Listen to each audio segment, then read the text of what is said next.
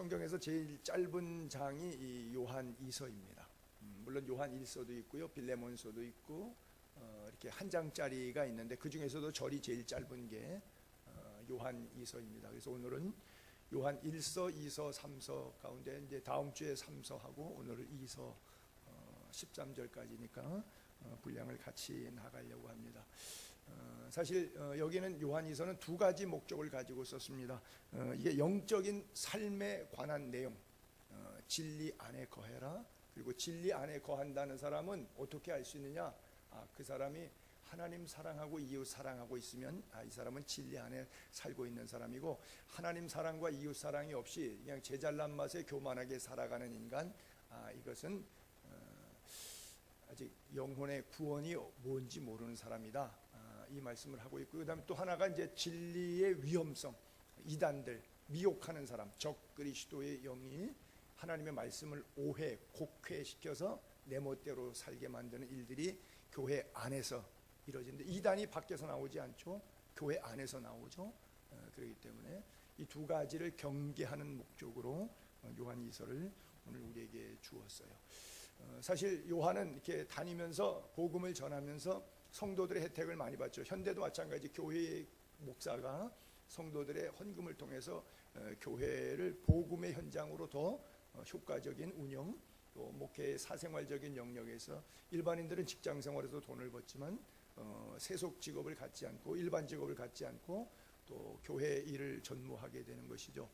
그래서 성도들의 섬김을 통해서 하나님의 나라를 전하는데, 이 인간적인 휴머니즘이 강해서 그 사람이 잘못됐는데도 내가 너무 잘해주면 그 사람에게 홀딱 빠지기 때문에 잘못된 교리로 끌고 가도 끌려가는 현상들이 많이 있었습니다. 그래서 이단 문제에 대해서 좀 심하게 서로 사랑하라고 하는 메시지를 계속 주는 것과 영 반대되는 느낌이 또 교훈으로 남는데, 교훈 밖에 벗어난 사람들은 집 안에 초청도 하지 말고 같이 밥 먹고 교제하고 하지 말아라. 왜?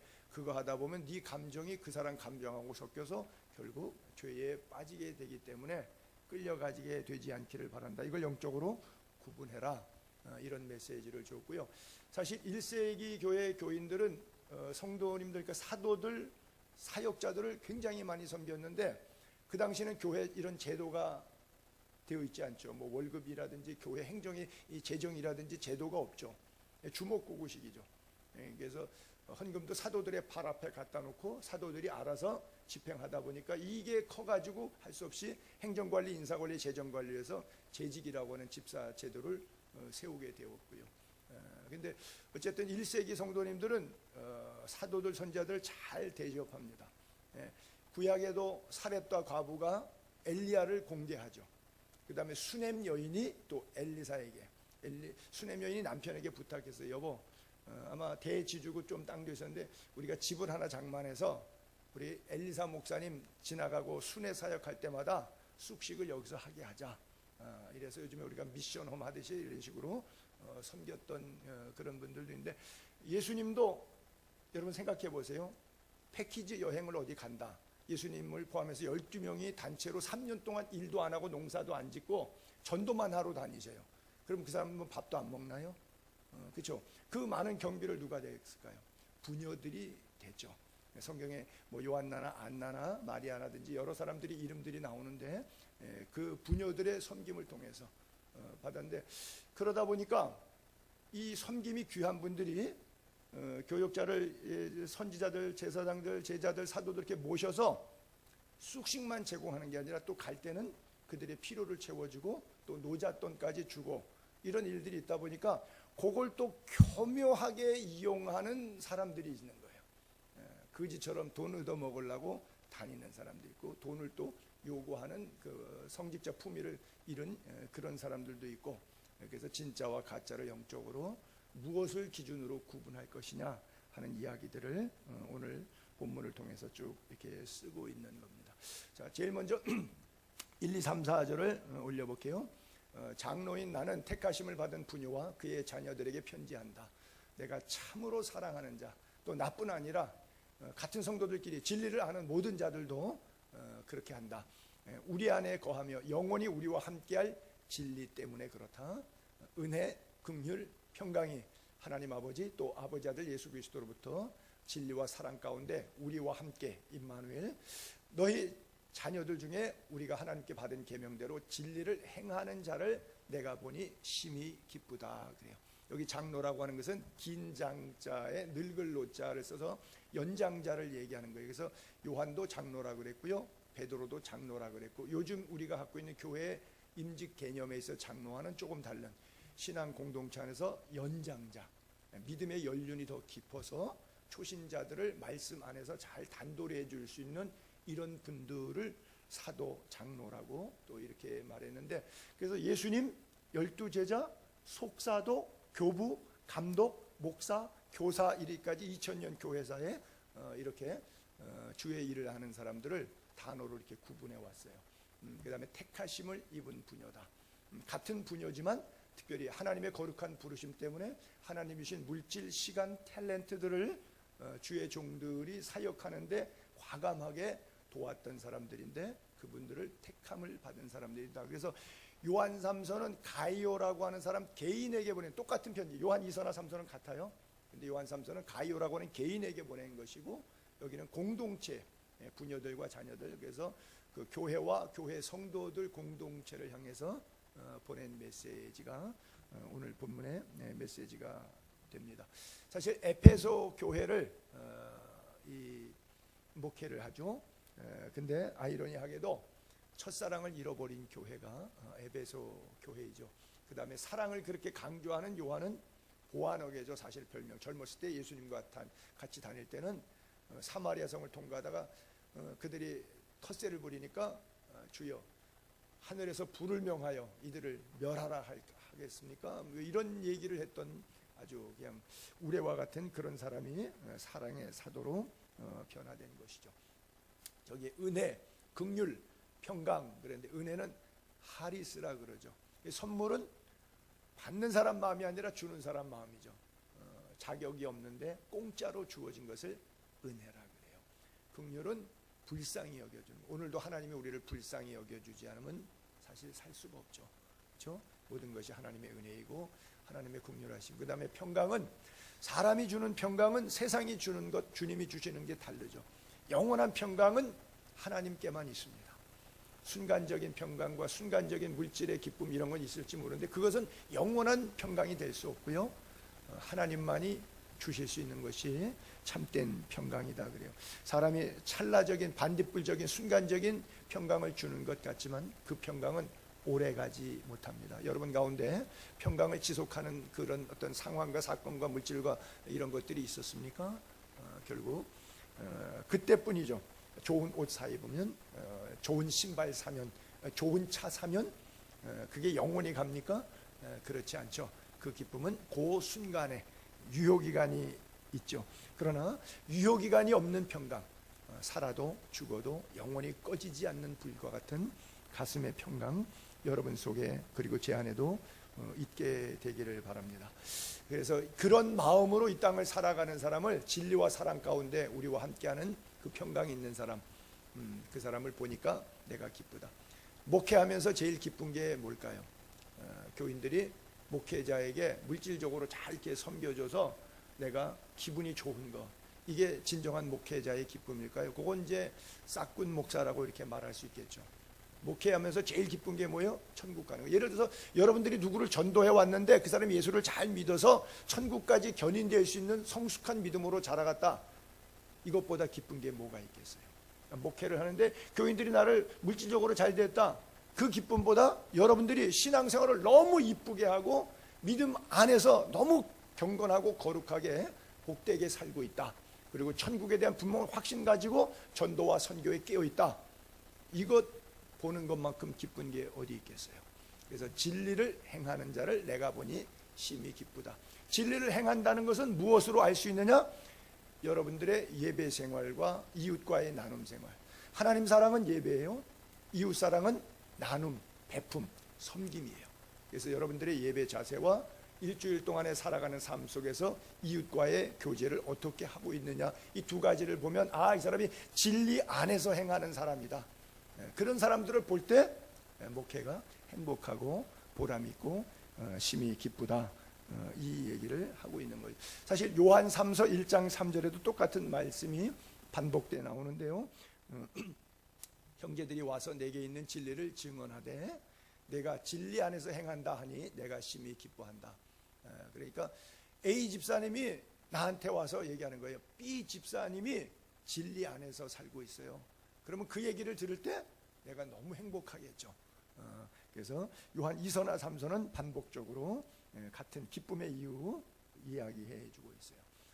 근데 제가 여러분들을 보는데 이분은 교회는 다니는데 가슴에 천국이 없어서 일주일 동안 살아가는 삶이 음행하고 간음하고 도적질하고 살인하는 사람처럼 그냥 그렇게 막 살아가요. 그러면 이 사람 가슴에 하나님의 나라가 없고 천국이 소유되지 않았잖아요. 그리고 교회 나와서 예배 드리는데 최종 목적지는 천국인데 천국이 그 안에 없다 그러면 그것만큼 서글퍼지는 게 없죠. 그렇죠? 주님도 가룟 유다가 예수를 은 30에 팔고 차라리 태어나지 않으면 못할 길을 갈 때 글쎄 이걸 못 하셨다고 안 막으셨다고 해야 되는지 못 막으셨다고 해야 될지 자유의지를 주셔서 그가 마음대로 선택하게 하셨잖아요. 강압적으로 못하겠으면 때때로 성경을 읽을 때 선악과를 강압적으로 못 먹게 했으면 가룟 유다를 강압적으로 그 마음을 변화시켰으면 마귀가 틈타지 못하게 강압적으로 천군 천사를 통해서 막아주셨으면 하는 아쉬움이 들 때가 많은데 하나님의 자유의지라고 하는 선물은 너무나 위대한 것이라서 이것을 오픈해 놓으셨다고요. 내가 예수 믿고 천국 가도 되고 예수를 저주할 자로 하고 이 세상을 내 마음대로 살다가 그냥 알아서 사라져도 되고요. 어제 우리 송 집사님 그 신방을 저쪽에 좀 이렇게 안면도에 땅과 이렇게 있으셔서 가서 기도하고 왔는데 오다가 보니까 한 11시 반쯤 이렇게 도착했어요. 그래서 교회 와서 설교 원고 한번 다시 정리하고 한 새벽 2시쯤 들어가서 잤는데 제가 이제 목욕을 하는데 목욕을 하다가 느닷없이 이런 생각을 했어요. 내가 지금 내 몸을 샤워를 닦고 있는데 내 손으로 내 몸을 닦을 거 몇 번 더 할까? 이제 잠시 후 누군가 알코올로 내 몸을 닦아서 입관시킬 터인데 하는 생각이 불현듯 들었어요. 뭐 100% 그날이 오죠. 내일인지 내년인지 10년 뒤인지는 모르지만 지금은 내가 샤워를 하고 있는데 내 몸을 내 손이 아니라 다른 사람 손으로 알코올로 닦고 있는 날이 올 거라고요. 그러면 예수 믿은 다음에 그날이 오기 바로 직전까지 내가 어떻게 살아야 할까? 진리 밖에 살아야 할까? 진리 안에 살아야 할까? 이 말씀과 함께 이게 오버랩이 되었어요. 이게 교차가 됐어요. 만감이. 그렇다면 정말 하나님께도 기쁨이 되고 모두에게 기쁨이 될 수 있는 삶은 뭔가요? 무엇인가? 진리 안에서 살아가야 할 것이 아닌가? 히브리서 12장 14절에 보게 되면 모든 사람과 더불어 화평함과 거룩함을 따르라. 이것이 없으면 아무도 주를 보지 못하리라. 굉장히 무서운 말씀이고 한편 은혜로운 말씀이죠. 예수 믿고 구원받은 다음에 진리 안에 사는 사람의 모습을 두 가지 단어로 규정을 해줬는데 화평함, 거룩함. 첫째 화평은 중요한 것은 하나님과의 관계가 깨져 있어요. 하나님과 내가 화목해야 돼요. 어떻게 화목할 수 있어요? 중간에 깨졌을 때 브릿지를 놔서 건너갈 수 있는데 그 브릿지가 예수 그리스도의 십자가죠. 십자가로 하나님과 내가 화목됐어요. 그래서 예수님을 화목제물이라고 말해요. 진정한 화평 거기서. 그리고 십자가의 사랑을 받은 사람이 이웃을 사랑할 수 있습니다. 그래서 영적인 화평함과 또 우리의 남은 육체적인 삶의 거룩함. 달린 행악자 중 한 사람처럼 예수님이 십자가 질 때 더 이상 생명이 없이 그날 그 순간 천국 가면서 죽는 거예요. 주님을 영접하고 죽었어요. 더 이상 시간이 없어요. 주를 위해서 살 수 있는 그 사람은 천국 가지. 근데 우리가 그렇게 되질 않잖아. 예수 믿고 딸까닥 죽어버리면 문제가 없겠는데 중생 거듭난 이후에 주를 안 이후에 삶이 계속 이어지고 있잖아요. 우리에게 하나님께서 시간도 물질도 건강도 주셔서 이 타임이 남아있잖아요. 이 남아있는 시간 동안 선한 청지기로 어떻게 살 것이냐, 우리를 가리켜서 이렇게 말합니다. 성도라고, 거룩한 물이라고. 그래서 우리에게 화평함과 거룩함이 없이는 주님을 만날 수가 없다, 이렇게 말씀하고 있어요. 5절과 6절에 보지요. 그래서 본문에 부녀여 이제 당신들에게 내가 조금 부탁하겠습니다. 서로 사랑하세요. 그래요. 교회 공동체 안에서 서로 사랑하라는 거죠. 이는 새로운 이야기, 새로운 설교하는 게 아니라 옛날에 했던 이야기, 옛날에 그 설교, 처음부터 있었던 거, 이게 첫 얘기가 아니라 서로 사랑하라고 하는 얘기는 뭐 요한복음에도 있었고 예수님도 말씀하셨고 요한 1서에서도 하나님은 사랑이시라 계속 요한일서 5장 내내 강조했던 것이 이제 또 얘기한다는 거죠. 잔소리 또 하는 거죠. 듣기 싫겠죠. 그럼에도 불구하고 성경 구절을 할애해서 서로 사랑하라. 사랑이 뭐냐? 사랑하면 사랑하는 대상의 원함을 들어주고 그의 말을 잘 듣는 것처럼 그의 계명을 따라 행하는 것이다. 우리가 하나님을 사랑한다? 어떻게 표현할 수 있을까요? 하나님 말씀대로 일주일 동안 삶을 살아가는 것. 주일날 한번 교회 와서 이렇게 예배 드리는 것으로 하나님의 사랑은 증명되지 않습니다. 이것은 요식행위이고요. 하나님의 사랑은 어디서 증명이 되느냐? 여러분들이 일주일 동안 나가서 가족관계 속에서, 이웃관계 속에서, 직장생활 속에서, 사회생활 속에서 그리스도의 향기와 편지로 드러날 때, 그게 진리 안에 거하는 사람의 하나님 사랑과 이웃 사랑이 드러날 때 그 가운데 행하는 모습이라고 하는 것이죠. 그래서 참된 진리는 사랑의 실천으로만 완성되는 거예요. 내가 진리 안에 거한다. 어떻게 알아요? 내 안에서 사랑이 꽃필 때 실천되는 행위를 통해서 진리 안에 거하는 사람과 진리 밖에 거하는 사람이 구분이 된다라고 하는 거예요. 뭐 조금 성경은 아니지만 일반 그냥 소설 아니 에세이 수필 책이지만 여러분들 학창 시절에 읽었던 건데 다 기억날 텐데 제가 몇 구절만 거기서 인용해서 읽을게요. 유한진의 질환지교를 꿈꾸면, 그러니까 나 이런 친구 있었으면 좋겠다는 인간관계의 아쉬움을 얘기했던 그런 글이죠. 그냥 성경이 아니지만 인용함을 양해하시고 그냥 들어주세요. 저녁을 먹고 나면 허물없이 찾아가 차 한 잔을 마시고 싶다고 말할 수 있는 친구가 있었으면 좋겠다. 입은 옷 갈아입지 않고 김치 냄새가 좀 나더라도 흉보지 않을 친구가 우리 집 가까이 있었으면 좋겠다. 비 오는 오후, 눈 내리는 밤에 고무신 끌고 찾아가도 좋을 친구. 밤늦도록 공허한 마음도 마음 놓고 볼 수 있고, 악의 없이 남의 이야기를 주고받고 나서도 말이 날까 걱정하지 않는 친구. 때로 약간의 변덕과 신경질 부려도 그것이 애교로 통할 수 있을 정도면 괜찮고, 나의 변덕과 괜한 흥분에도 적절히 맞장구 쳐주고 나서 얼마의 시간이 흘러 내가 평온해지거든 부드럽고 세련된 표현으로 충고를 아끼지 않았으면 좋겠다. 천년을 늙어도 항상 가락을 지니는 오동나무처럼, 일생을 춥게 살아도 향기를 팔지 않는 매화처럼 자유로운 제 모습을 잃지 않고 살기를 애쓰며 서로 격려하리라. 나 또한 그의 눈에 눈곱이 끼더라도, 이 사이에 고춧가루가 끼었다 해도 그의 숙녀됨이나 그의 신사다움을 의심치 않으며 오히려 인간적인 온유함을 느끼게 될 것이다. 그리고 쭉 중략하고 끝에 가서 이 한마디가 또 제가 이것을 인용하게 된 이유인데, 그러다가 어느 날 호련히 수의를 입게 되리라. 죽음을 얘기하는데 죽기 전까지 정말 이렇게 마음을 서로 나눌 수 있는 친구 있었으면 좋겠다고 하는 성경의 일반 사람의 에세이 책 한 토막의 글인데요. 이 글을 읽으면서도 저는 그런 생각, 내가 교인들에게 이런 목사가 되면 좋은데 교인들이 저를 아주 칼같이 봐가지고 아주 까칠하다 그럴까요? 아주 율법적인 목사로 이제 불편하게 대해서 내가 어쩌면 조금 더 이렇게 좀 편안한 목회, 서로 사랑한다는 것이 무엇인가 할 때 하나님에 대한 영적인 경건의 극치성도 잃지 않으면서 인간 문학적인 측면에서도 어떤 인문학적인 측면에서도 인간의 어떤 삶에 고즈넉한 넉넉한 품을 수 있는 그런 가슴의 목회가 되지 않겠는가. 그래서 율법은 나에게는 정확하게 지키고 은혜는 모두에게 베풀 수 있는 그런 그리스도인, 그런 목회자, 그런 우리의 진리 안에서 행하는 자의 삶이 되어야 되지 않겠는가 생각하고요.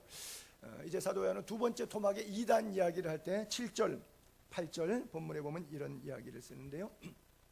미혹하는 자, 사람을 꼬셔서 죄짓게 만드는 사람이죠. 미혹하는 자가 세상에 많이 나왔는데 이는 그리스도께서 육체로 오심을 부인하는, 성육신을 거부하는 이런 자는 미혹하는 사람이고 적그리스도다. 그래서 너희는 스스로 삼가 우리가 일한 것을 잃지 말고 오직 온전한 상을 받으라. 예수 잘 믿었는데 끝에 가서 삼천포로 빠지는 사람들이 있는 거죠. 평생 교회 다니다가 지옥 가는 교인, 그렇죠? 열심히 일하고 충성하고 봉사하고 헌금하고 구제하고 선교하고 남을 위해서 참 많이 했는데 가보니까 아무것도 없어. 거기에 대한 상급이 결단코 소자에게 냉수 한 그릇 대접도 상급을 잃지 않는다고 말씀하셨는데 가보니까 어마어마한 내가 헌금과 헌신을 했는데도 아무것도 남아있지 않다. 이거 얼마나 불행한 일이겠냐라고 하는 것이죠. 처음 믿음 생활 잘했다가 조금 몇십 년 되면 아는 거 있다고 이렇게 교만해지는 그런 경우들이 많이 있거든요. 결국 삼천포로 빠지는 신앙인데 마귀의 교활한 미혹에 속은 것이죠. 그래서 그런 분들은 충고하면 내가 누군데 나한테 이렇게 말할 수 있냐, 그래서 어떤 시기와 질투로 더 분노하게 되죠. 사실은 겸손은 하나님께서 가까이 하시지만 교만한 자는 물리치신다고 그러잖아요. 우리의 모습을 고린도전서 3장 9절부터 11절에 보게 되면 우리는 하나님의 동역자인데 너희는 하나님의 밭이에요. 또 하나님의 집이에요. 밭이다, 집이다. 그리고 사역자를 동역자로 변했는데 내게 주신 하나님의 은혜를 따라 내가 지혜로운 건축자같이, 우리가 지혜로운 건축자처럼 집 짓듯이 이 땅을 살라는 것이죠. 각각 어떻게 그 위에 세울까 조심해야 되는데 그 터가 뭐냐? 닦아둔 터에는 능히 다른 터를 닦을 줄 없는데 이 터는 곧 예수 그리스도다. 여러분들의 삶의 기준이, 근본이 예수 그리스도, 하나님의 말씀, 그 위에 지혜롭게 신앙생활에서 집을 짓는 거예요. 잘 짓고 잘 짓세, 우리 집 잘 짓세. 비바람이 나고 창수가 시련과 환난과 시험이 와도 흔들리지 않는 오뚜기 신앙처럼 바람에 순간 좌우는 할 수 있을런지 몰라도 기초 터가 예수 그리스도이기 때문에 변함없는 믿음으로 바람은 타도 그 자리에서 묵묵히 하나님을 섬기는 지혜로운 건축자와 같은 삶. 그래서 우리가 밭이다, 집이다, 그리고 이것에 대한 동력이다, 이렇게 표현하고 있죠.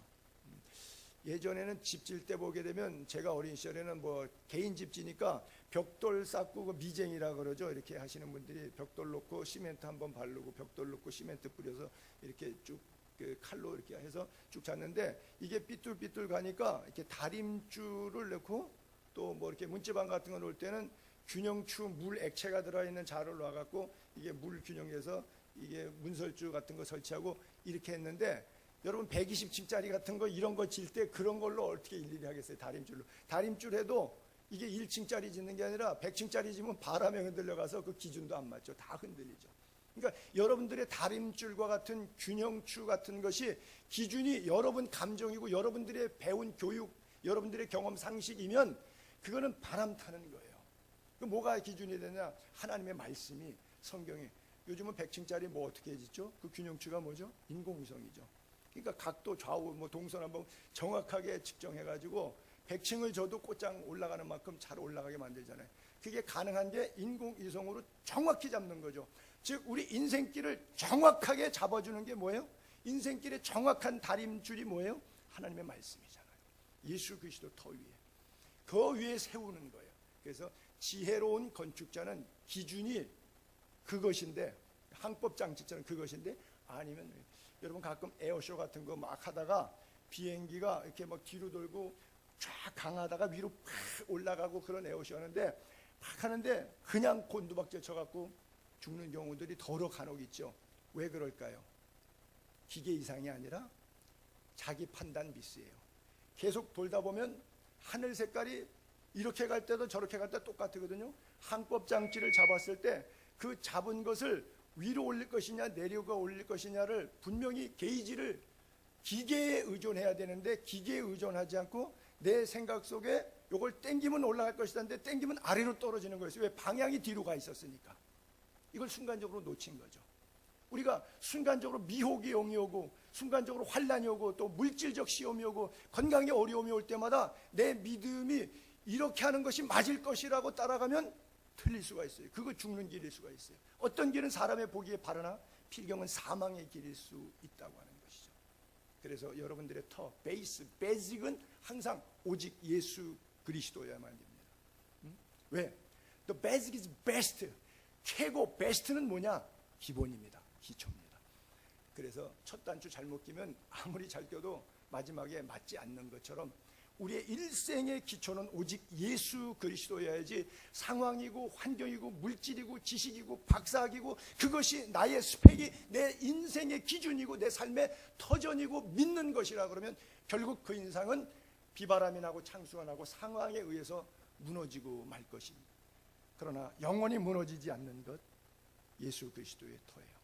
그래서 우리가 신앙생활에서 예수 믿고 구원받은 이후에 헌금도 충성도 봉사도 구제도 많이 하시는데 그것을 고린도서 3장 계속 이어서 12절 이후에 이렇게 표현했어요. 만일 누구든지 금 같은 헌금, 은 같은 봉사, 보석 같은 충성, 그러나 반대로 나무, 풀, 잎 같은 그런 신앙생활, 이 터 위에 세워졌는데 각 사람의 공적이 그들의 행위가 나타나요. 공적을 밝히는데 불로 테스팅하는 거예요. 공적이 어떠한 건지 시험하는데 만일 누구든지 공적을 불로 태웠더니 그대로 있어요. 금, 은, 보석 같은 신앙생활, 그렇죠? 충성, 봉사, 헌신 이건 남아 있어요. 누구든지 공적이 불타요. 이거 자기 감정으로 한 거예요. 해딱해딱한 거죠. 불타면 해를 받으리니 해 받고 상 받고의 차이예요. 물론 이건 구원의 차이는 아니에요. 구원의 차이는 아니에요. 천국과 지옥의 차이는 아닌데 두 가지 심판이 있다 그랬죠. 원죄에 의한 예수를 꼭 믿어야만 되는 지옥까지 안 가면 영생 심판이 있고 두 번째는 하나님의 나라에 이르렀을 때 상급 심판이 있다 그랬죠. 종류가 그럴 때 해 받는다 상 받는다. 그것이 여러분들이 예수 믿고 구원받은 이 어떻게 신앙생활이냐, 정말 금은 보석 같은 신앙생활이었는지 아니면 남 보이게 하기 위해서, 흔히 말해서 예수님이 오른손이 아닌 것 왼손이 모르게 하라. 왜 서로 나팔 불어버렸으면 이미 사람들이 칭찬했으니까 상 다 받아버렸어. 하나님 나라 가면 받을 상이 없다. 근데 오른손이 하는 거 왼손이 모르게 하면 아무도 모르니까 은밀한 가운데 보시는 하나님께서 내게 갚아주시겠다 이렇게 말씀하시잖아요. 그런 것처럼 우리의 모든 신앙생활의 총체적인 시간과 물질과 상황의 섬김 속에서 그것이 금, 은, 보석과 같은 예수 그리스도가 터전인 사람은 그렇게 봉사할 수밖에 없는 게 내 힘이 아니에요. 내 지식이 아니고 내 능력이 아니고 내 시간이 아니에요. 내가 가진 모든 시간, 능력, 물질, 건강은 다 어디서 왔어요? 하나님으로부터 왔어요. 그렇죠? 내 것이 없단 말이에요. 나는 워낙 본전이 없었던 사람이에요. 본전 생각할 게 없는 거예요. 다 잃어도 하나도 잃은 게 없는 사람이라는 것이 구원의 감격을 아는 사람이거든요. 그러니까 어떤 상황 속에서 겸손히 주를 섬길 수 있는데 기준이 나일 경우는 내가 얼마나 고생해서 이렇게 되었는데, 그래서 내 고생 옛날 것 타령하면서 나를 자꾸 앞서 내오다 보니까 사탄이 가지고 놀기가 좋은 거죠. 왜? 교만의 영 빠져서 결국은 실족하고 시험 들게 만든다라고 하는 것이죠. 여러분들의 생애가 정말 충성 봉사가 예수 그리스도의 터 위에 꼭 상을 받는 은혜가 있게 되기를 바랍니다. 지난 주간에도 어떤 분을 한번 만났는데 나이가 좀 연만하신 분인데 그분이 그러시더라고요. 내가 좀 더 젊었을 때, 어렸을 때 예수 믿었으면 참 좋았을 뻔했다. 땅을 치시고 한탄하시는데 왜요? 이제 늦어서 깨닫고 나니까 힘도 없고 물질도 없고 아무것도 할 수가 없다는 거예요. 근데 내가 젊었을 때 그거 다 소진하기 전에, 낭비하기 전에 정말 이 멋있는 것을 개인적인 정욕과 타락과 죄악과 나 방탕과 사치와 오락에 쓰지 않고 하나님의 영광을 위해서 오롯이 살았더라면 더 멋있었겠다. 뭐 그런 말씀을 하시는데 그건 이제 또 개인적인 깨달음이었겠죠. 어쨌든 우리 모두가 멋진 그리스도인으로 사는 것은 삶의 터전이 베이스가 예수 그리스도이어야 한다. 그래야 온전한 상을 얻을 수 있다. 히브리서 11장 6절에 보게 되면 믿음이 없이는 하나님을 기쁘시게 못하죠. 그래서 하나님께 나아가는 자는 꼭 두 가지 늘 remember, 기억하세요. 하나님, 죽은 자의 하나님이나 산 자의 하나님, 부활의 소망 되신 하나님 계시다. 살아계시다 하나 믿고, 두 번째는 자기를 찾는 자들에게 상 주시는 하나님. 물질을 찾고 정욕을 찾고 죄악을 찾고 타락을 찾고 오락을 찾는 것이 아니라 전능하신 하나님, 우리의 창조주 하나님을 찾는 자들에게 상 주시는 하나님, 여러분 꼭 믿게 되기를 바랍니다. 상이라고 하는 단어, 예전에 제가 여기다가 헬라어로 저 성경 본문에 상이라고 하는 단어 다 발췌했을 때 단어가 미스토스라고 써 있는데, 헬라어로 미스토스는 월급이라는 단어예요. 월급. 일꾼의 품삯, 이건 미스토스라 그러거든요. 바로 하나님이 우리에게 상 주시는 하나님. 마가복음 9장 41절, 계시록 11장 18절과 계시록 22장 12절 석절에 보게 되면 이런 구절이 있어요. 상에 대한 구절들. 누구든지 너희가 그리스도에게 속한 자라 하여 물 한 그릇이라도 작은 소자에게 준다고 하면 내가 진실로 너희에게 이르노니 그가 결코 상을 잃지 아니하리라. 예를 들어서 여러분들은 저를 섬겼어요. 근데 나는 시간이 오래되니까 여러분들이 그 귀한 섬김을 다 잊어버렸어. 인간이야. 근데 하나님은 잃어버리지 않고 계셔요. 그거에 대한 카운트, 의인을 대접한 자에게 의인의 상, 선지자를 대접한 자에게 선지자의 상. 하나님은 하나도 우리 여러분들 머리털어까지 세신 바 되신 하나님이기 때문에 결단코 상을 잃지 않다고 약속했거든요. 또 요한계시록에도 주의 종들, 뭐 선지자, 또 성도들, 어떤 뭐 큰 자든 작은 자든 주님을 경외하는 모든 자는 주님이 상 주신다 약속하셨고요. 성경의 마지막 장인 요한계시록 22장에도 보라 내가 속히 오리니 내 손에는 너희에게 줄 상을 갖고 있다. 이게 심판대가 시상식 월급날이라 그랬죠. 내게 있어 각 사람에게 그가 어떻게 받는다고요? 행한 대로 갚아주시리라. 월드컵, 올림픽 이런 것도 보게 되면 뭐 1, 2, 3등 금, 은, 동메달이 있고, 시상식 할 때 1등, 2등, 3등 뭐 장려상, 공로상, 특별상, 뭐 그랑프리 뭐 별게 다 있는데 주님의 손에 뭐가 있어요? 상이 있어요. 그리고 하나님 나라 이르렀을 때 예수 믿고 구원받은 이후에 어떻게 살았는지에 대한 평가의 상을 하나님의 분명히 우리에게 주신다라고 약속하고 있어요. 그런데 이 이단은 결국 우리가 저 상을, 평생 교회 다녔고 평생 헌금, 헌신, 충성, 봉사 많이 했는데 이 상급을 다 잃어버리게 만들어요. 보세요. 오늘 본문 다시 9절, 10절, 11절에 보게 되면 지나쳐 그리스도의 교훈 안에 거하지 아니하는 자는 다 하나님을 모시지 못했다. 근데 반대로 교훈 안에 거하는 사람은 하나님 아버지와 그 아들 예수 그리스도를 모시고 사는 사람이다. 누구든지 이 교훈, 하나님의 말씀을 가지지 않고 말씀대로가 아니라 너희에게 나아가면, 짝퉁 가짜 가지고 나아가면 그는 집에 들이지도 말고 인사도 하지 말라. 그에게 인사하는 자는 그 악한 일에 참여하는 자와 마찬가지다. 교훈이라고 하는 하나님의 말씀이죠. 말씀 안에 거하는 자는 가슴에 하나님이 있는 거고, 뭐 하나님 모시고 있는 거고, 말씀 안에 거하지 않는 사람은 하나님을 모시지 않고 사는 사람. 왜? 말씀 자체가 하나님이니까.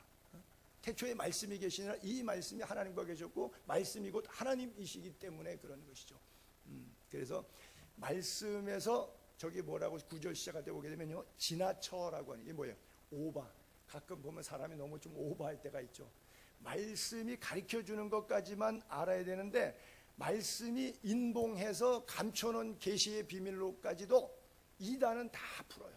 제가 늘 그런 얘기합니다만은 저와 이단의 차이는 저는 성경을 못 푸는 게 많고 이단은 못 푸는 성경이 없어요. 다 풉니다.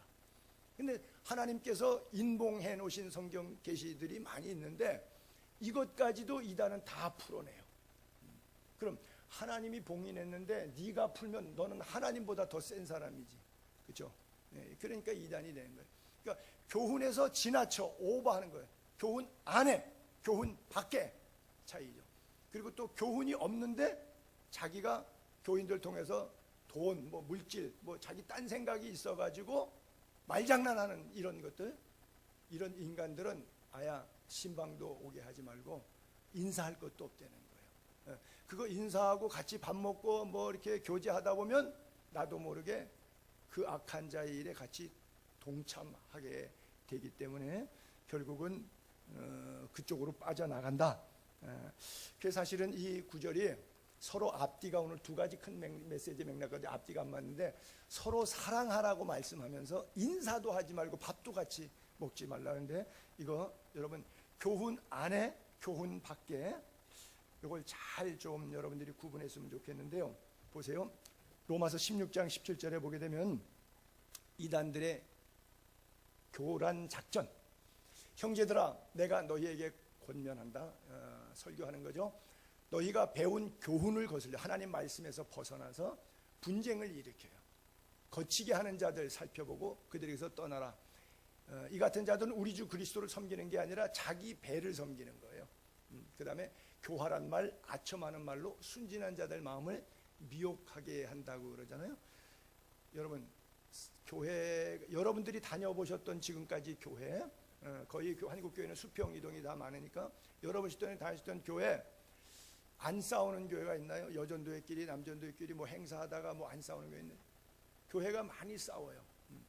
근데 왜? 이것이 더 옳다고 하는 가치 기준의 차이로 싸우죠. 그렇죠? 근데 이게 하나님의 말씀은 전혀 그렇지 않아요. 진리 안에서는 절대 그렇지 않은데, 내가 살아온 삶의 경험과 연륜들이, 내가 갖고 있는 선입견적인 세상 살던 지식들이 남아있기 때문에 이 세상 지식과 저 세상 지식이 교회라고 하는 울타리 안에서 이게 충돌될 때 이게 분쟁이 생기는 거예요. 그래서 교훈을 거슬러서 분쟁하거나 그러다 보니까 교회가 분위기가 상당히 거칠어지죠. 이럴 때는 떠나라. 근데 그 이단들은 참 자기 배를 위하는 건데도 깜빡 속아요. 왜? 굉장히 교활한 말이니까 들으면 말이 맞아. 그 다음에 아첨하는 말. 세상은 나를 잘 인정 안 해주는데 저 사람은 나에 대해서 정말 좋은 사람이라고, 훌륭한 사람이라고, 당신 같은 사람 없다고 법 없이 사주니, 얼마나 나에게 아첨을 하는지, 사실 나 그런 사람 아닙니다라는 걸 속에 알면서도 말이 너무 듣기가 좋으니까 그 사람이 하는 말이 다 믿어지고 다 좋은 거야. 이게 뭐예요? 감정이 이입돼 가지고 판단이 흐려지게 만드는 거예요. 그래서 이 교환한 말하고 아첨하는 말 때문에 순진한 사람은 다 넘어가. 그 마음의 미혹인데, 이 악한 영이 하는 차이인데, 바로 이런 일들이 비일비재하게 있죠. 사실 사람은 이렇게 보면 세 가지 부류 형태로 살아가는, 그러니까 넌 크리스찬, 예수 필요 없다, 내 인생은 내 것이다, 하나님 안 믿고, 하나님이 뭘 세상을 지었냐, 인간을 지었냐, 이걸 안 믿는 넌 크리스찬 소사이티가 하나 있고요. 또 한 부류는 하나님을 믿긴 믿는데 지식적으로만 믿어, 즉 교회만 다니는 종교인이 있고, 그 다음에 그 속에서 세 번째는 거듭난 그리스도인이 있어요. 내가 하나님의 작품이로구나. 그러면 하나님이 말씀하신 대로 살아야 되겠다. 그래서 이게 물건 살 때 사용 설명서 써 있는 것처럼 인생을 지으신 하나님이 인간은 이렇게 살아야 가장 영육간의 복스러운 삶이다. 그래서 인간 사용 설명서 준 대로, 요 설명서대로 기계를 작동시키듯이 일생을 살아가는 삶. 진리 안에 행한다는 것은 바로 예수 안에 행한다는 거죠. 그래서 성령으로 거듭난 성도의 삶. 그래서 세 토막 부류의 인간을 굳이 구분한다 그러면 정말 내가 어디에 있는가? 넌 크리스찬은 아닌 것 같은데, 크리스찬인데 그냥 교인, 종교인인가? 안 그러면 거듭난 그리스도인인가? 예수 그리스도니까 우리가 팬인가 제자인가 이렇게 얘기하잖아요. 그렇죠? 제자의 삶을 사는 건가? 안 그러면 연예인들, 뭐 무비스타들 좋아서 자기가 팬. 절대 팬이 되면 안 돼. 팬은 상대가 나를 몰라요. 근데 제자는, 스승은 제자를 알 수 있죠. 하나님과의 관계와 사귐이라고 하는 것은 짝사랑 일방적이 아니거든요. 사실은 깨닫고 나면 하나님이 나에게 먼저 찾아오신 거예요. 내가 내 발로 교회 가고 내가 주님을 내 가슴을 열어서 영접한 것 같은데, 나중에 믿고 깨닫고 나면 그게 아니라 하나님께서 사람을 보내주시고 상황에 떠밀려서 내가 하나님을 믿을 수밖에 없는 상황으로 성령께서 몰아가시는 것이죠. 그런데 사탄은 한 영혼이라도 더 지옥 가게 만들려고 그 상황 속에서 우리를 끄집어낸다고 하는 것이죠. 그래서 이단을 경계할 때 했던 메시지가 특별히 디도서 3장 9절 같은 데 보게 되면 어리석은 변론, 교회에서 신학적인 갑론을 막 하는 거죠. 그 다음에 족보 이야기, 이런 것들, 분쟁, 율법에 대한 다툼, 이런 것들은 안 하는 게 좋은 거예요. 교회 안에서 이런 것 다 무익하고 헛된 거예요. 그래서 이런 것 갖고 자꾸 뭐 당신 몇 월 며칠 날 구원 받았습니까? 뭐 이런 쓸데없는 질문하고 이러면 한두 번 훈계해서 그게 복음이 아니다. 예수 그리스도의 십자가를 다시 소개해주고, 그래도 안 믿는 사람은 아야 멀리하라.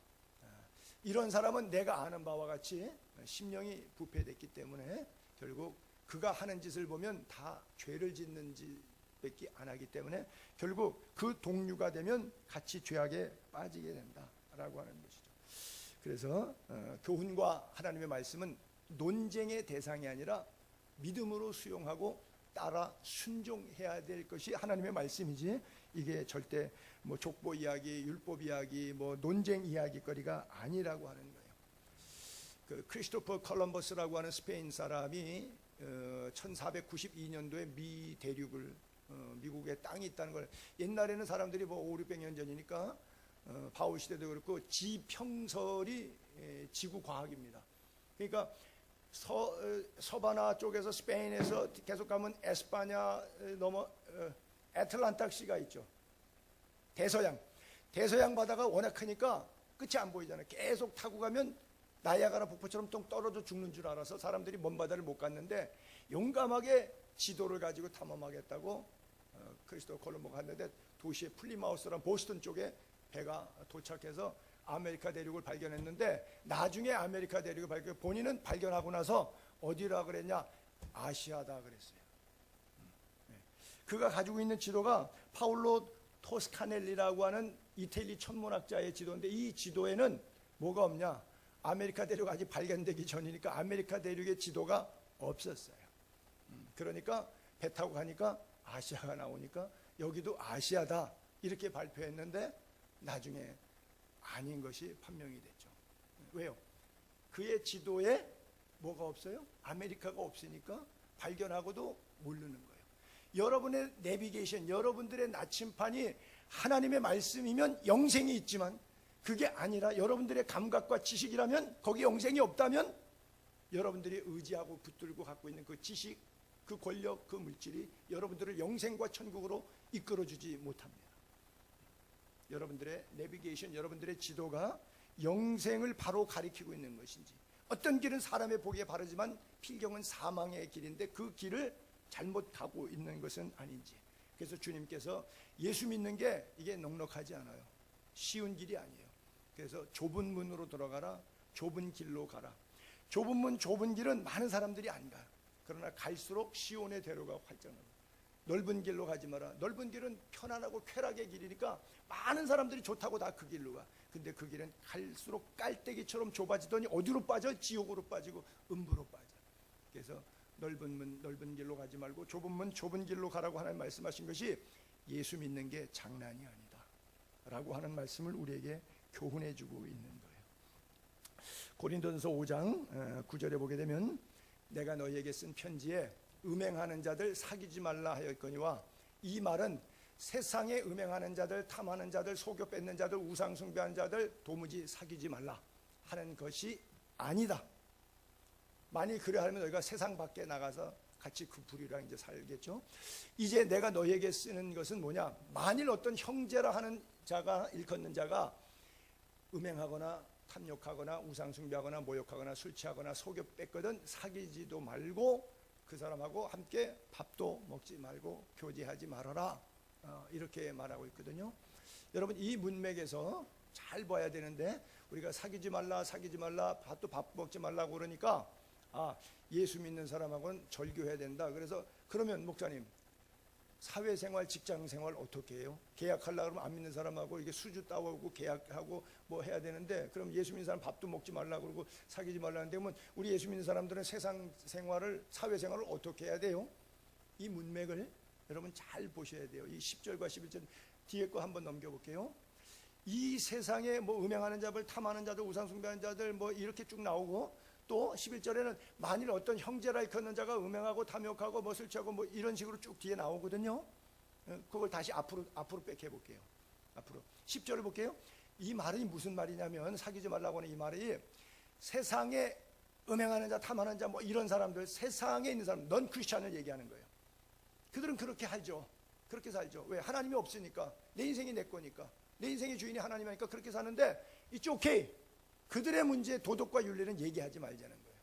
거기 손대지 말라는 거예요. 그것 갖고 잔소리하지 말라는 거예요. 단 11절에 뭐래? 근데 만일 어떤 형제라 즉 그리스도인의 공동체 안에 예수 믿는 우리끼리 사이에서 그렇게 음행, 탐욕, 뭐 우상숭배, 모욕, 술 취하고 속여 그런다 그러면 그 사람은 이제 몇 차례 개인적으로 얘기하고 또 두세 사람이 함께 얘기하고 나중에 교회 공동체 얘기하고 뭐 그런 과정을 통하는 이제 방법은 있지만 결국은 그래도 끝까지 안 들으면 교제권에서 멀리하라고 하는 그런 메시지거든요. 그러니까 우리가 세상은 악하고 악한 사람들이 악한 영에 사로잡혀서 죄짓고 타락하고 이기적인 욕망으로 남을 죽이면서까지도 자기의 음욕을 채워가고 뭐 얼마 전에도 뭐 전자팔찌 끊고 사람을 둘이나 죽이죠. 뭐 세상에서 이런 뉴스는요 하루 이틀 듣습니까? 하루에 100건도 넘는 이런 일들이 있어요. 뉴스에 다 안 나올 뿐이죠. 그렇잖아요. 78억의 인구가 사는데 10%도 예수 안 믿는데 90%가 날마다 죄를 짓고 살고 있는데 별일이 다 있죠. 별일이 다 있죠. 그거 다 어떻게 우리가 말하겠어요? 단 복음만 전하는 것으로 끝나는 거예요. 근데 예수 믿으면서 그렇게 하면 안 된다는 거예요. 예수 믿으면서 그 얘기를 명확하게 사도 바울이 우리에게 구분해 주고 있는 것이거든요. 그래서 우리가 전도는 해야 되지만 그들의 어떤 사생활의 사적인 영역에 대해서는 왜? 그들은 어차피 자신이 하나님이에요. 자신이 왕입니다. 삶의 기준이 달라요. 왜? 하나님을 모신 자와 하나님을 모시지 않은 자는 그래서 나타나는 반응과 행동이 다른데 우리가 믿음 생활 같이 하면서 그럼 예를 들어서 목사가 그렇게 하거나 장로가 그렇게 하면 아 교회 다니는 사람이 저래도 되는 거로구나 라고 생각해서 담력을 얻어서 나도 미혹의 영 속에 들어간단 말이죠. 그건 안 된다고 하는 것이죠. 그래서 율법을 구분할 때 정확한 기준이 하나님 사랑, 이웃 사랑인데 하나님 사랑은 예배로 나타나고 이웃 사랑은 섬김, 나눔, 베품으로 나타난다. 그래서 형제에 대한 구분을 여기서도 형제 이야기하는데 요즘에 우리가 코로나 시대에도 왜 형제에게 원망들을 만한 일이 있으면 마태복음 그 5장 23절 올려볼게요. 예물을 제단에 드리다가 거기서 내 형제에게 원망들을 만한 일이 생각나면 제단에 두고 가서 형제와 화목하고 그 위에 와서 예물을 드리라. 똑같은 이 구절 때문에 목사들과 신학자들이 쟁론이 붙었어요. 이 시대에 예배를 강행하다니 비대면으로 영상 대체하라 이렇게 나온 거예요. 근데 뭐 저는 또 이 범위를 이웃사랑은 포괄적으로 하는 게 맞고 예배는 하나님께 드리는 것이기 때문에 그건 이웃사랑이 아니라 하나님 사랑에 관한 영역의 부분이 다르다는 거죠. 이것은 영적으로 구분해야 돼요. 그래서 성경이 말하는 형제는 예수 안 믿는 이방인을 얘기하는 것이 아니라 예수 믿고 구원받은 우리 사이. 그러니까 교회에 같이 있는데 목사와 장로끼리 싸워가지고 그래놓고서는 둘이 앉아갖고 예배하고 이런 거 하지 말라고 하는 것이지 세상 사람한테 예수 안 믿는 사람한테 가갖고 코로나 시대지만 우리 예배 허락해 주세요. 그리고 화목하게 허락받고 와서 예배 드리라 그러면 그날은 영원히 오지 않습니다. 우리가 모슬렘, 회교권, 불교권 오지 말라는데 거기 가서 선교하면 아프가니스탄 사태 배영규 목사 순교 사건 같은 것처럼 오지 말라는데 왜 갔느냐? 너희는 가서 모든 족속으로 제자를 삼으라고 말하는데 하나님의 명령과 그 나라는 회교고 힌두고 불교권이 공산권이니까 법적으로 예수 복음을 증거하면 안 돼요. 선교하면 안 돼도 그러면 가지 말아야 되는 것과 둘 사이에 법이 충돌해요. 그 충돌하는 세상법과 하나님의 법 사이에서 우리가 어떻게 결정할 거예요? 이게 하나님의 지혜인데 이번 코로나 사태에도 보게 되면 바로 형제 화목에 대한 저걸로 예배 강행에 대한 이야기를 하는데 이것을 포괄적으로 선정한다는데 문제가 있다는 거죠. 그렇죠? 이웃 사랑은 나눔 베품은 무조건 하는 거예요. 믿든 안 믿든 상관없이. 그러나 예배에 관한 거는 그들의 허락해줘야만 드릴 수 있다. 이거는 아니에요. 여기서 형제와 화목하는 것은 예수 믿고 구원받은 공동체에 국한된 이야기고 아닐 때는 외인이요 이방인이요 권속이 아닌 자였더니 이렇게 되는 거란 말이죠. 근데 이 부분을 둘이 뭉실하게 차별금지법이 문제가 아니라 포괄적 차별금지법이 문제인 것처럼 이웃사랑의 빌미를 형제사랑의 단어를 곡해시켜서 해석해서 가리켰단 말이에요. 이게 지금 90% 한국교회 강단에 도배가 돼 있어서 이걸 깨우칠 길이 없어요. 이 부분을 하나님은 나중에 말씀하실 거예요. 분명히 성경에서 말하는 형제사랑이 보세요. 마가복음 3장 32절에도 예수님께 친어머니와 동생들이 찾아와요. 보세요. 당신의 어머니와 동생들 누이들이 밖에서 면회를 좀 왔습니다. 예수님께서 누가 내 엄마고 누가 내 동생들이고 누가 내 가족이냐. 그리고 오히려 거기 둘러있는 제자들을 보시면서 내 어머니와 내 동생 봐라. 이 사람들이다. 누구든지 하나님의 뜻대로 하는 자가 내 형제요 자매요 어머니다 그래요. 또 마태복음 15장 18장 15절에 보게 되면 내 형제가 죄를 범하거든, 그리스도인 공동체 안에만 얘기하는 거예요. 불신자를 얘기하는 게 아니에요. 그 사람에게 1대1로 얘기해서 이건 잘못된 거니까 그렇게 안 하면 좋겠습니다. 그 형제가 맞습니다. 그리고 돌이키면 감사해요. 형제 얻을 것이요. 근데 안 들으면 네가 뭔데, 내가 너보다 성경 더 많이 읽어, 내가 너보다 성경 더 많이 알아, 이런 말을 안 들으면 두세 사람의 경건한 그리스도인들 장로님들 모시고 와서 이야기를 해요. 근데도 말을 안 들으면 공교회에서 이 문제를 다뤄서 회의를 해요. 어떻게 하면 좋겠는가. 그래서 교회가 결정한 내용도 말을 안 들어요. 그러면 이제는 형제 아닙니다. 그때는 이방인이 되는 거예요. 그래서 교회에서 성경이 말하고 있는 형제라고 하는 단어의 범주가 어디까지가 형제인가, 여러분들이 이것을 좀 구분했으면 좋겠어요. 오늘 본문 마지막 부분 12절 13절 볼게요. 내가 너희에게 쓸 것이 많으나 종이와 먹으로 쓰기를 원치 않고 오히려 너희에게 가서 대면하여 말하려니 이는 너희 기쁨을 충만하게 하려 함이라. 택하심을 받은 내 자매의 자녀들이 내게 문안하느니라. 요한 3서에도 또 똑같은 구절인데 요한 3서 1장 13절로 14절 보면 같은 얘기예요. 내가 내게 쓸 것이 많지만 먹, 붓 이런 걸로 쓰기를 원치 않고 속히 보기를 바란다. 또한 우리가 대면하여 말하리라. 그래서 지금 만났으면 좋겠다. 뭐 만나면 좋겠죠. 저도 87년도에 그리스에 갔을 때 뭐 국제전화는 비싸니까 이렇게 아버님 부모님에게 편지를 보내면 저도 옛날 사람은 아닌데 이렇게 헤드에 이렇게 썼어요. 부모님 전상서. 좀 요즘엔 그렇게 안 돼. 요즘에 우리 애들은 Hi Dad 뭐 이렇게 써서 보내지. 뭐 부모님 전상서 안 보는데 저만 해도 편지 세대니까 뭐 거의 40년 전에 그리스에서 그러면 한 보름 걸리고 답장 받으려면 한 달 뒤에나 받아요. 그래서 절대 걱정하는 얘기는 안 써요. 왜? 그 편지는 벌써 보름 전 이야기인데 이미 다 끝났는데도 거기 혹시라도 걱정스러운 얘기 써놓으면 지금도 계속 유효 기간이 있는 줄 알고, 그래서 절대 편지할 때는 부모님 염려되고 걱정되는 얘기는 쓰지 않고 그랬는데 마찬가지죠.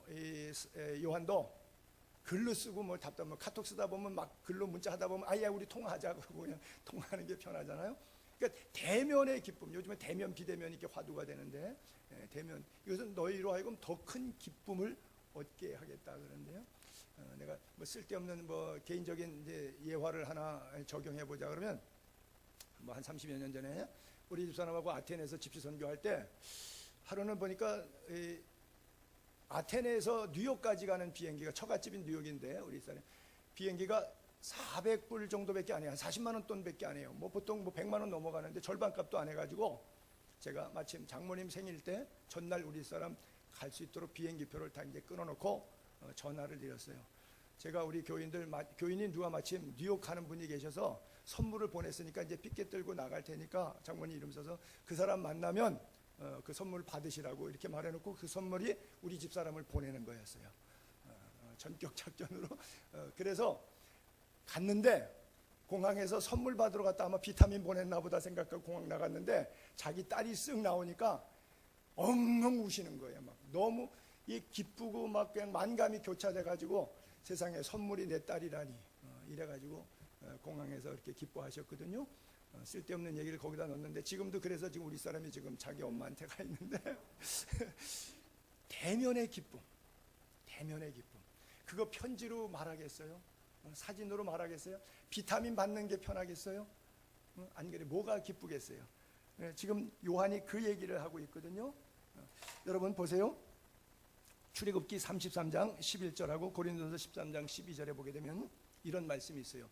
하나님이 모세에게 사람이 자기 친구와 얘기함처럼 여호와께서 모세와 대면해서 말씀하셨다고요. 그리고 고린도서 13장 사랑장 뒷부분에 가게 되면 우리가 지금은 거울로 보는 것 같이 희미하게 서로를 알게 되지만 그때는 하나님 앞에 서는 거죠. 심판 때. 그때는 얼굴과 얼굴, 하나님의 얼굴과 내 얼굴을, 얼굴과 얼굴을 대해서 하나님 만나는, 지금 여러분들이 하나님을 얼굴로 보진 않고 영적으로 보잖아요. 근데 그때는 얼굴과 얼굴을 대하여 볼 것이요, 지금은 부분적으로 알지만 그때서는 주님이 나를 아신 것처럼 내가 온전히 주님을 알게 된다. 이거 얼마나 기쁘겠어요. 여러분들이 영적으로 주님을 대면하는 큰 기쁨이 있게 되기를 바랍니다. 우리 민수기서 6장의 이 구절을 함께 읽고 기도하도록 하겠습니다. 민수기서 6장 우리 같이 합독해보죠. 시작. 여호와는 내게 복을 주시고 너를 지키시기를 원하며 여호와는 그의 얼굴을 내게 비추사 은혜 베푸시기를 원하며 여호와는 그 얼굴을 내게로 향하여 드사 평강 주시기를 원하노라. 아멘. 기도하겠습니다. 하나님,